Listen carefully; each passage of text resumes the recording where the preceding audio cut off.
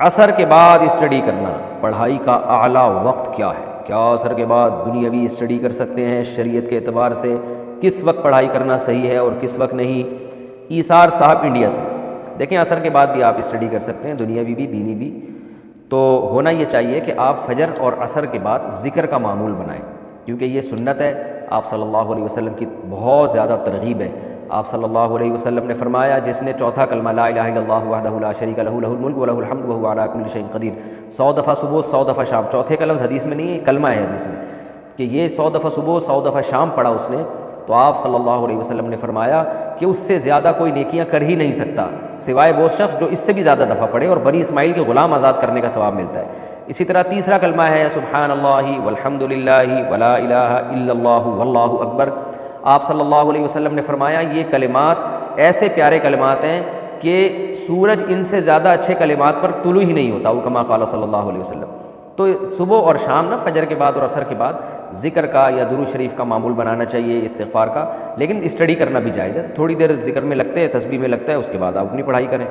رہا یہ مسئلہ کہ شریعت کے اعتبار سے کس وقت پڑھائی کرنا بہتر ہے کس وقت نہیں ہے، دیکھیں اس میں شریعت خاموش ہے، کیونکہ یہ میڈیکل سائنس کا مسئلہ ہے، یہ شریعت کا مسئلہ نہیں ہے۔ تو میڈیکل سائنس اور جو ماہر حکیم ہیں وہ کہتے ہیں صبح کے وقت انسان کا دماغ بہت فریش ہوتا ہے، تو اس وقت جو چیز یاد کی جائے دماغ میں اچھی طرح سے بیٹھ جاتی ہے، دماغ فریش ہوتا ہے۔ سب سے بہتر جو ہے نا پڑھنے والوں کے لیے جو ایک فارمولہ ہے جو میں بتا رہا ہوں آپ کو، اگر آپ نے اس پر عمل کر لیا تو آپ کے تھوڑے وقت میں بہت برکت ہو جائے گی۔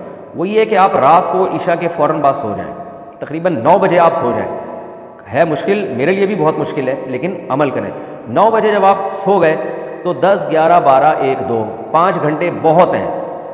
2 بجے آپ اٹھ جائیں، 2 بجے اٹھنے کے بعد آپ وضو کریں، تہجد کی نماز پڑھیں، دعا مانگیں، اس کے بعد آپ اسٹڈی کے لیے بیٹھ جائیں، مزہ نہ آئے پیسے واپس۔ اتنا فریش دماغ ہوگا آپ کا، اور اتنے کم وقت میں آپ بہت اچھا کام کر سکتے ہو، اسٹڈی کر سکتے ہو، آپ جو ہے وہ حافظہ آپ کا اس وقت بہت تیز ہوگا، اور صحت بہت اچھی ہونا شروع ہو جائے گی۔ پھر جب فجر سے تھوڑی دیر پہلے آپ بہت تھک جائیں پڑھ کے، تو فجر سے پہلے اذان کے بعد 10-15 منٹ نیند لے لیں، جیسے کہ نبی صلی اللہ علیہ وسلم کی سنت ہے کہ آپ فجر کی اذان اور فجر کی نماز کے دوران تھوڑی دیر آرام کیا کرتے تھے، تو اس سے آپ اور زیادہ فریش ہو جائیں گے، ہٹو بچوں سے بھی اوپر کی چیز ہو جائے گی۔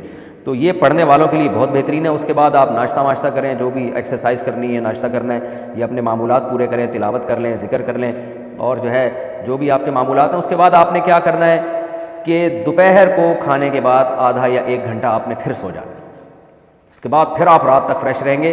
تو پڑھنے والے آدمی کو فریش دماغ چاہیے۔